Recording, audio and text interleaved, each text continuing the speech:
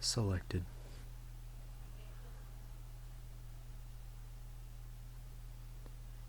My name is Evan, and I'm afraid I've been chosen. Late last month, I was employed at a local pizza diner, and everything was going fine. That is, until these strange cards kept showing up in my mailbox. Now, I know that teenagers like to play pranks on unsuspecting victims, but I lived in a very secluded area on the outskirts of town, and there's no one around for miles. The nearest high school is 2.5 hours away, so you can imagine that when I got these birthday cards, I didn't really know why or how I could be getting them. I knew the postal service wasn't the best, but this was every single day. Plus, to make matters worse, no one knows my address. For that matter, no one really knows my birthday. It started when I got a letter in the mail. It was a devilishly black envelope with an even darker card. The corrosive-looking, blood-colored writing that said so eerily, "A happy birthday." Then on the inside there was just a strange symbol. It looked like it was a silhouette of a lamb, still in the same ominous color and texture as the words on the front. Just sitting there staring at me, right in the middle of the page. After hesitantly double-checking for a sender or a signature, I set it on the table. I got in my car and I went to work. And for some reason, that night, all I could think about was that lamb. Who would have sent me this? Who would have sent anyone this? It was just so weird. And after I got to work, I did everything as normal. I made the dough, I rolled the dough, and I tossed it into the air. But when I looked up to catch the spinning dough, I could have sworn I saw a man leaning over the edge of the shelf above me that we kept our spices on. It was only for a second. I blinked and it was gone. The dough came crashing down onto my head, and I couldn't comprehend what I thought I saw. It was clear as day, but was it really? This man wasn't normal, though. Yes, it looked like a man's body, as far as I could see, which is about down to the shoulders, but the head was heart-stopping. It wasn't a man's head, nor was it a woman's, but a large lamb's head. And it just wasn't possible. I couldn't imagine something with that much detail. The nose was black as a man's final sin, and the eyes matched the hate I could feel emanating from its brief presence. It looked deranged. It had red stains in the hair around its mouth, but the thing I couldn't get past was its teeth. They were like separated, serrated, jagged nails. The entire night I couldn't concentrate. I got so many meals wrong. And when my boss sent me home early, he said I was incapable of being around people, and that I looked like I'd seen a ghost. He suggested I go home and that I'd come back tomorrow. And the drive home was even worse. Every 5 minutes I thought I was seeing that thing everywhere, the same head staring at me. I almost swerved off the road. I woke up the next day and thought about what I had seen. The ride home, this thing was over 6 feet tall, every time I saw it. I thought I was just seeing things. I made myself believe that I was just seeing things. And I laid there in bed and looked at the clock, and it was noon. I had work in a couple hours, but reluctantly, I got up and walked into my living room and sat down to watch TV. It was already on. My only ration was that I had left it on last night. I didn't remember falling asleep. Maybe I woke up in the middle of the night and just walked into the bedroom. I tend not to remember those things. A couple hours later, I was leaving for work. I had forgotten to get the mail later, probably because I was up so late. So I walked to the mailbox, grabbed the contents, and went to my car. I sat in the car for a minute, listening to the radio and looking through my mail. Bills, bills, bills, and more bills. until that very last item. I had gotten another card. It read, "Happy birthday, same as the first." The words were still dark and corrosive looking, but on the inside this time it was different. This time it had embossed what looked like a dagger or a knife of some kind. The silhouette of the lamb and the knife were colored the same, but I had no idea that they were what they meant or why I was getting them. I threw it all in the seat next to me and drove to work, trying not to think about it. But I began to wonder what that bladed object could have meant. Was someone trying to kill me?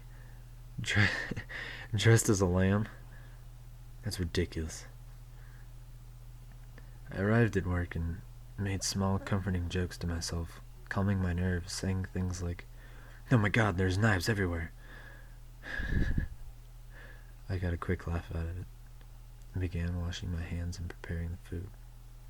My boss and I exchanged a few brief words about yesterday, but I chose not to say anything about what I had saw. But it was then when I realized that I had just checked the security cameras for my confirmation. But about 8:30 that night, I brought one of our finest pizzas, if I do say so myself, out to a young couple that comes in pretty regularly. Just as they were going back to the kitchen, I looked out the window, and plain as the day is long, stood that thing from last night. He was different this time. The fur on his face was drenched red. It was what looked like blood. He was holding something, but before I could make out what it was, he pointed at me, and I ran to the kitchen. I wasn't completely sure, but I thought he was holding a knife. I told my boss that I was quitting, and when he asked why, I just told him I wasn't capable of being around people. I was terrified to leave. Why would it want me? Is it even real? Driving home was horrible. There was a stench that almost made me puke. When I got home, I ran from my car to the door, stepping in some sort of mystery fluid on the way there. I pried my door open and locked the door behind me. My right shoe was covered in this thick red substance, and it had soaked all the way through to my sock. As a tear rolled down my cheek and splashed onto the floor, I noticed that it matched the color of this thick red substance that was on the ground. I ran to the bathroom and looked deep into the mirror. Blood had just run from my eye. I splashed my face with water and everything was calm. The blood in my eye was gone, and I forced myself to believe that I was going crazy. I got a glass of water and ate a piece of leftover pizza, and I went to bed. When I awoke the next day and regained my sanity, I walked into the front yard, and I was trying to find out what the hell I stepped in and where it was coming from. It could have been coming from my house or the gutter, but I feared that it was my car. Upon inspection of the site, though, there was nothing to be found. No blood, and no trace of anything being in that specific spot in over a couple of days. I was surely going crazy. This couldn't be happening. This wasn't possible. And at that exact moment, the mail truck pulled around the corner. I was petrified and anxious all at the same time. I knew another card was coming. The driver waved to me, and I waved back, and I started to move my feet. It was as if I didn't have control of my body. I approached the man, and he and I exchanged a couple words, and as he handed me my mail, I said goodbye, and I went back into my home. I sat down at the table. There was one thing delivered to me, and I knew it was coming. I could feel the embossed words through the hate-colored envelope. I ripped the envelope open and opened the card hesitantly. There was a flame on the inside of this one. Just then a cup fell off the counter. I jumped and I nearly passed out. My cat Ninja was staring out the window from the scene of the crime. I picked up my cat. I foolishly thought that she was just looking at a bird or a squirrel. The cat began to hiss, and I let her go. She bolted out of the room, and I didn't think much of it. I looked past the porch into the tree line where my cat stood, and that's where I saw it. The same beast was now emanating a glow. It began to charge at me. It was coming directly at my back fence, and as it got closer and closer, I could finally see why it was glowing.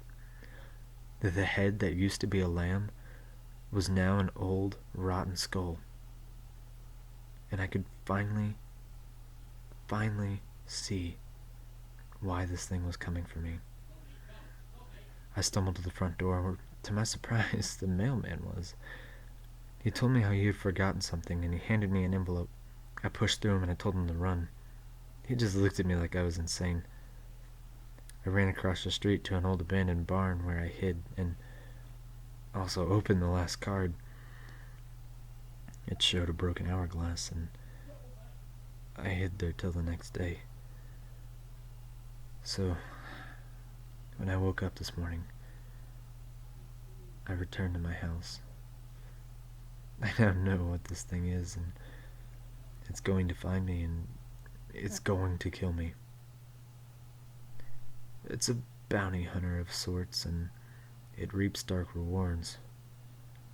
The happy birthday written on the front of the card, you could say, is my charge, and the symbol? Well, the symbol is a timeline. Last year on my birthday, I was convicted of murder.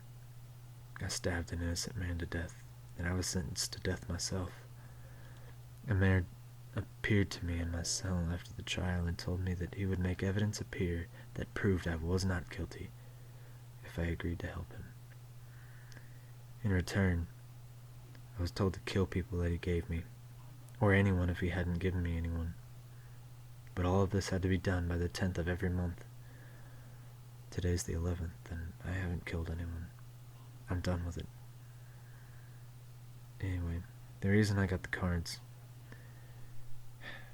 there were not only warnings, but you see, he needs me. I work so well in his demonic equation. It kept sending me the mailman as my way out. All I had to do was kill the mailman. All I had to do was stab the mailman.